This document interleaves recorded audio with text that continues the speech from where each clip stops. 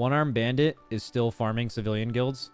Yeah, One-Armed Bandit, just one of the most low-key hard bosses of all time. Never have people been tricked more than Echo and us both killing that boss in like 50 pulls. And then the entire community being like, oh, so this raid's easy then. Or this boss is easy then. Because, like, I mean, it's just statistically no other boss like that, where basically every other guild, including the very, very good ones in the top 10 world that don't day raid, and basically every other guild for over a month took double the amount of pulls to kill that boss, and in the most frustrating fashion, because almost all of them had a low wipe and then just wiped for like 60 more pulls.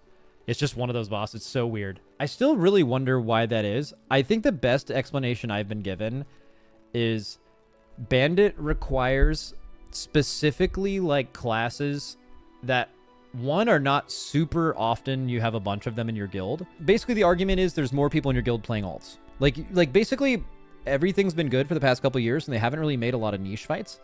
And then in this tier, they wanted a bunch of dot classes, and like at least early they wanted a bunch of Windwalker monks. But like, who the fuck has multiple good Windwalker monks? Like maybe like our guild, and that's it. Like, who has like 3 monks that are actually top tier?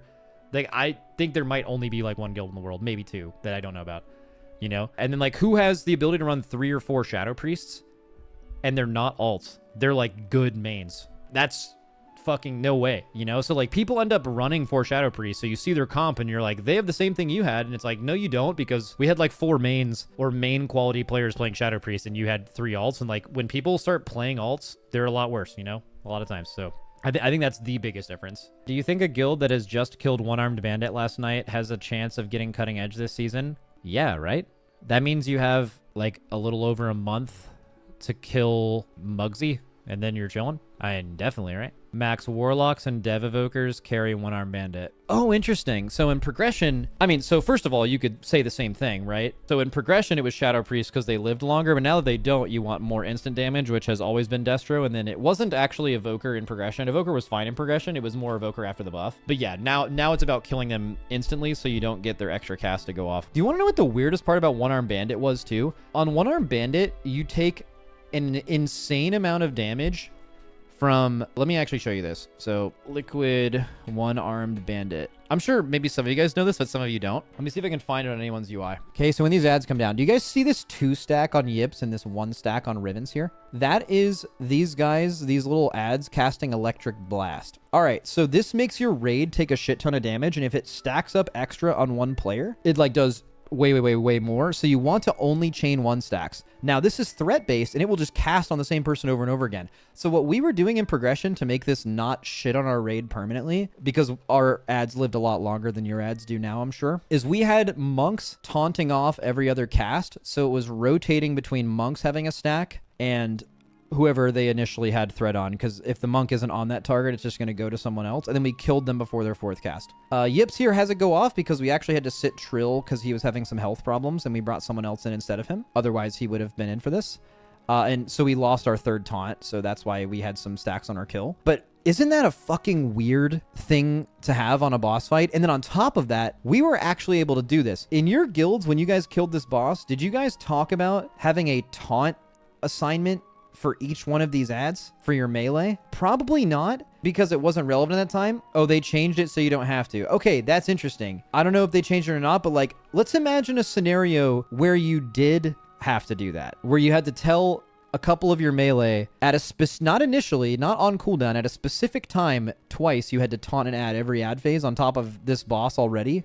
Do you guys think that would have gone well in general? It's a really weird assignment. It's like a really weird assignment. It's just not one you are normally used to, you know? People will taunt the boss on accident a few times, yeah, but like, I bet they'd get their taunts off, but the Coggy load diff would mean maybe they're not getting as many coin buffs, or they're getting run over by coins, or they are out of position for the baits of the coins, because you're just asking a lot more of them, you know? It's just a really weird assignment. Stuff like that. But that's something you can ask melee in this guild to do, and like, they'll never fuck it up, and they can easily handle it.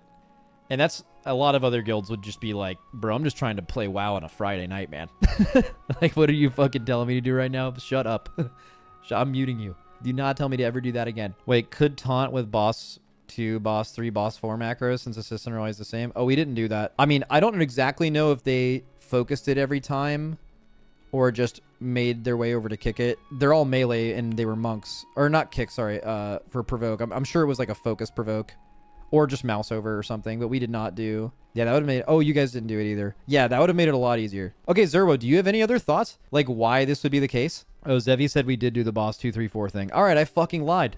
I lied, and I'm proud of it. I don't give a fuck. Do either of you, both of your names start with an X? Do you have any thoughts as to why this is the first boss, to my knowledge, in the history since I've been doing the race, where both of our guilds killed a boss in 50-ish pulls, 50, 60 pulls, and every single guild, even the really, really good ones that raid lower hours, and even now into farm, take like bare minimum 100? Like, why this boss? Like, what about this boss were we super fast at it? And by the way, we were fast at it now relatively, but when we killed this boss, I was in the Shadow Realm. And as far as I can tell, every other guild in the top 10 also was in the Shadow Realm when this boss died, because it was one of those bosses that you killed, but you felt like you should have killed it a lot earlier, but all of us were wrong, and that wasn't actually true. It's just really hard. I have no idea. I guess one thing is... But okay, you could say RNG, but like we have the RNG too. Like some pulls you would have ads on the opposite side. I don't get it. Hot take, but I wish they did more DPS off-tank style things for raid fights. I think stuff like that's kind of fun. The issue is that tanking is so basic as far as what they can do to challenge you, that anytime you're like introducing off-tank stuff, the thought process could be, couldn't we make this an actual tank mechanic because we have 2 tanks in a raid, and a lot of fights end up just being taunt at a certain amount of stacks, and you'd rather use that line of thinking to challenge those players anyway. But I do think stuff like that kind of happens if you think about it, like on fights where there's 3 big meteors that have to be soaked or something, and it gives you a huge dot when you soak it. That's like what modern off-tanking is. Really, it's like you can choose a few players to soak something that will make them take a lot of damage for a lot of time. Like there's a lot of examples of that in the past. Actually, there isn't. Not big ones. It's more like it's more like Rashok.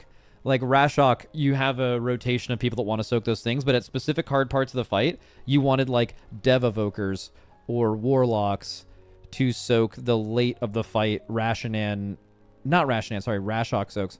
And they would have Renewing Blaze and Warlock Personals, and like that's how you would live. That's like as close to what modern off-tanking is. I again think this boss's challenge was so wrong again. It should be a very hard boss DPS check in P2 instead of this ad fiesta. I would have liked that more, I think. I think it was just a week 2 diff, right?